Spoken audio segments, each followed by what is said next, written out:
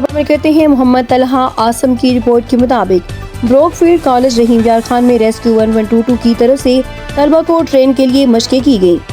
ان مشقوں کا مقصد طلبہ کو اضطرار حالات میں خود کو اور دوسروں کو بچانے کے لیے تیار کرنا تھا۔ ریسکیو 1122 کی ٹرینرز نے طلبہ کو مختلف قسم کے ریسکیو تکنیکوں کے بارے میں بتایا، جن میں آگ سے بچاؤ، زخمیوں کو بچانا اور ابتدائی طبی امداد شامل ہے۔ طلبہ نے عملی طور پر ان تکنیکوں کو سیکھا اور مشقوں میں حصہ لیا۔ کالج کے پرنسپل نے کہا کہ یہ مشقیں طلبہ کے لیے بہت مفید ہے اور انہیں اضطراری حالات میں خود کو بچانے کے لیے تیار کریں گی۔ ریسکیو 1122 کے ٹرینرز نے کہا کہ وہ مستقبل میں بھی اس طرح کی مشقیں جاری رکھیں گے تاکہ طلبہ کو اضطراری حالات میں تیار کیا جا سکے۔